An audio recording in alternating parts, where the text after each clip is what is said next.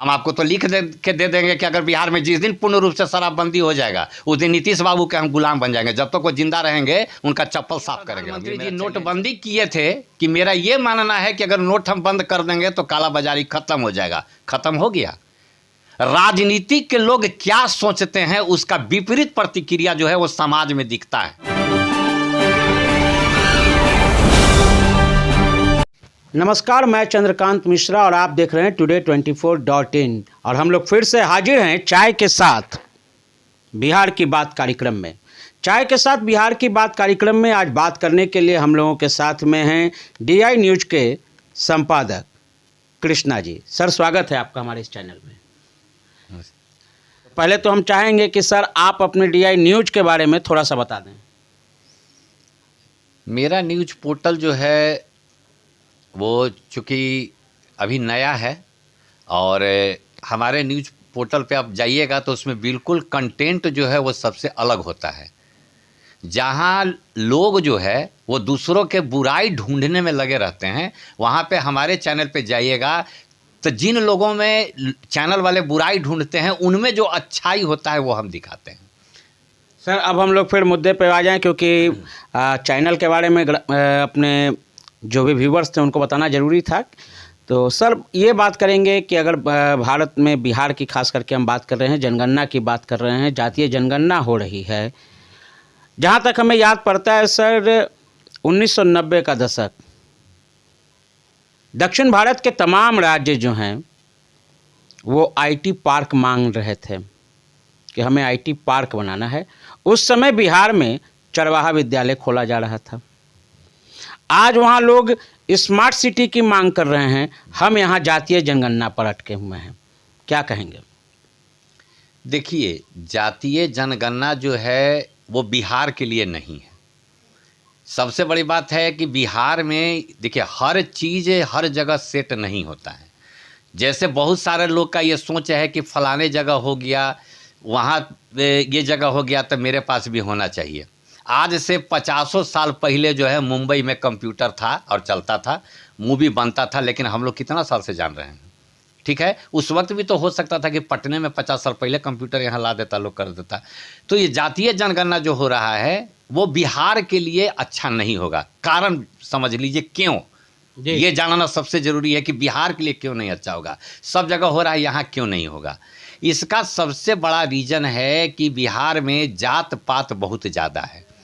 जिस दिन ये हो जाएगा यहाँ पे जातीय जनगणना में सब कास्ट लोग का नज़र में आ जाएगा कि ये है, तो सारा जात जो है आपस में ही लड़ मरेगा कि हमको ये हक चाहिए, हमको ये हक चाहिए, हमको ये हक चाहिए।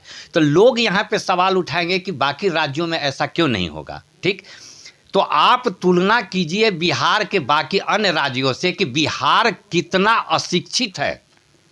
बाकी राज्यों में सफल होने का रीज़न है कि वहाँ के लोग शिक्षित हैं। इस बात को लोग समझते हैं, वो लड़ेंगे नहीं। लेकिन चूंकि बिहार में मैक्सिमम लोग अशिक्षित हैं तो यहाँ पे तो लड़ना लाजमी है और लड़ेंगे ही, और इससे आप और हम इनकार नहीं कर सकते हैं।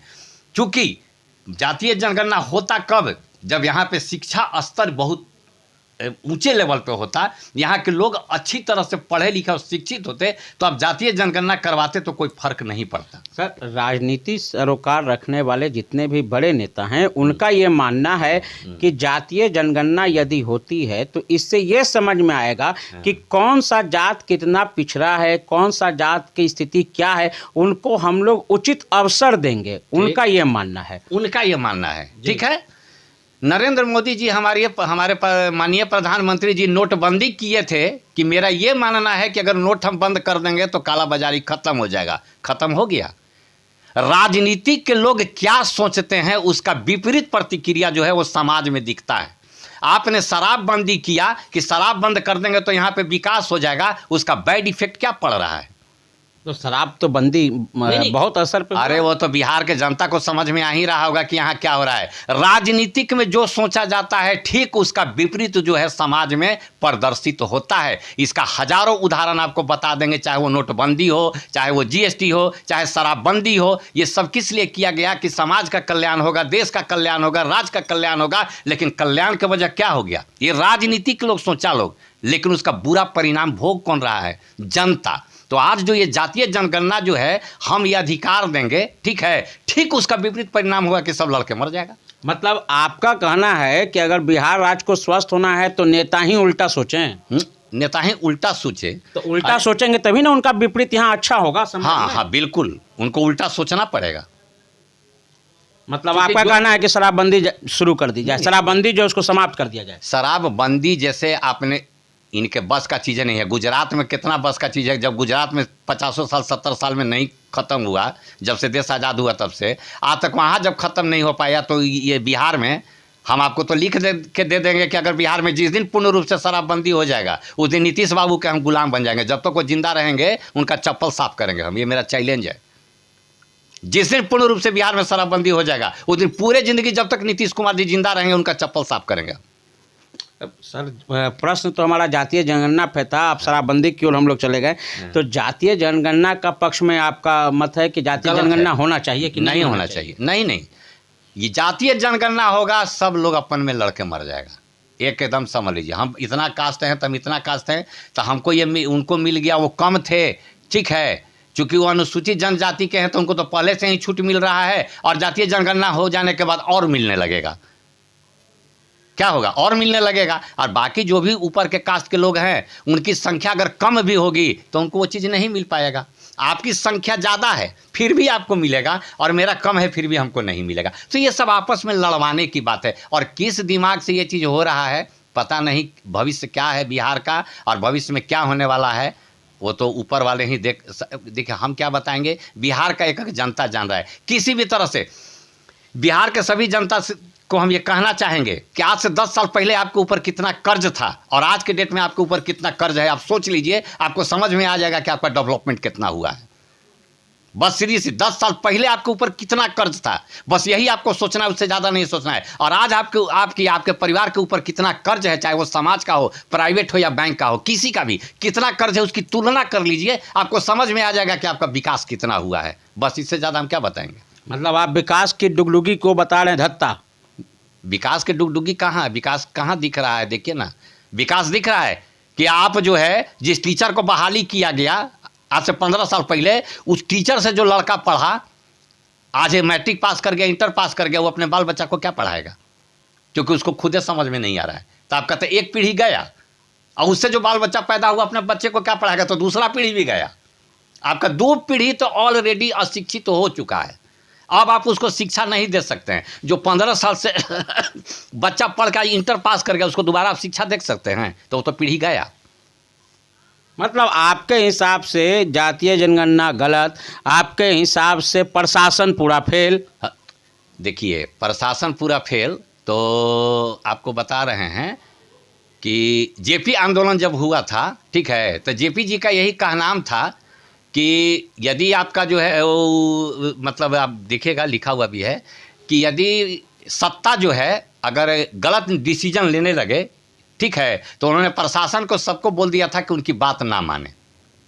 ठीक है, यहाँ वही हो रहा है अभी, वही आज हो रहा है। जेपी के ही आधार पे जो है बिहार का प्रशासन चल रहा है। नहीं तो आप देख लीजिए उसमें साफ लिखा हुआ है कि यदि सत्ता आपके अनुरूप नहीं, समाज के अनुरूप जो है वो कार्य नहीं कर रहा है तो आप जो है मत सुनिए।